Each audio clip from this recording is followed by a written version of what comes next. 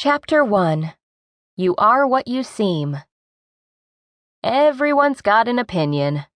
You do. My mother certainly does, especially about my hair, shoes, and clutter in my closets. But that's another matter, and nothing you need to concern yourself with. The opinions you should be attentive to are those held by the big they, the people who can hire you.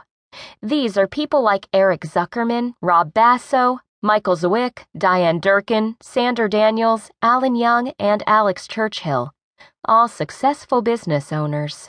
These folks, plus plenty more like them, have jobs they're trying to fill. Jobs? Yes, there are jobs begging to be filled. Maybe they have the perfect one for you. Maybe not. Later you'll hear more about them and other hiring managers hungry for the right people to work at their companies. For now, you'll want to hear what they and others who hire people for their organizations think and why, because understanding that will help you stand out among millions of other workers competing for the same jobs and will be your ticket to getting hired today and in the future. Of course, they don't represent every employer, but what they think overall is pretty much what every employer I've talked to, from small to medium and large companies in all types of industries, has told me. You don't have to talk to every employer to know this. When it comes to finding good people, it's really, really, really hard. It's so hard, some employers have given up looking. How can that be? With millions of able-bodied, unemployed, or unhappily employed workers, why can't they find people to hire? What do they want that they're not finding? It's not what you'd assume, the right technical or functional skills, or what most people call the right skills. And it's not the right experience either. Yes, experience and skill matter. And yes, some jobs in information technology, finance, engineering, and other areas are hard to fill because special talents and functional skills are needed to perform the jobs.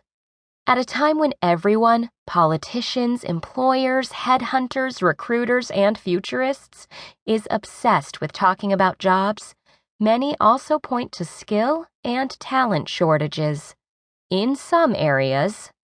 And yes, for many jobs, education can also be a factor.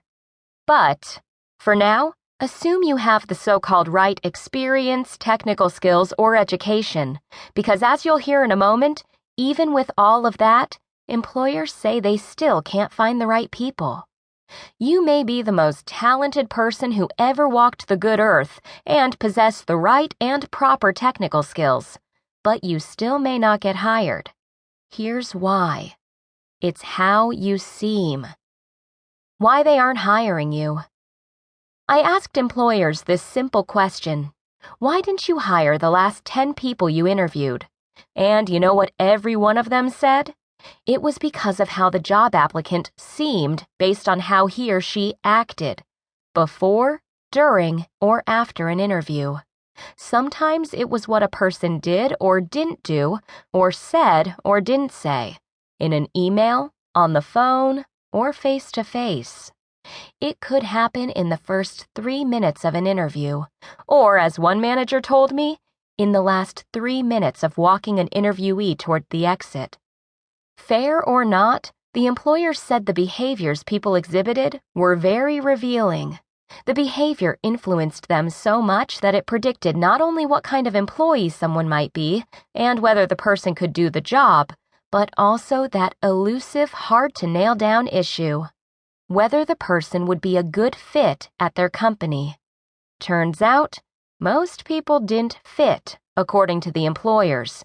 More on fit later. There's a correlation between the response you send an employer and how someone would be on the job. It is predictive of someone's performance. The conclusion of Bill Strauss, chairman of Strauss & Troy, a Cincinnati law firm, after trying to find a part-time marketing director. I should point out that these employers didn't come to this conclusion lightly.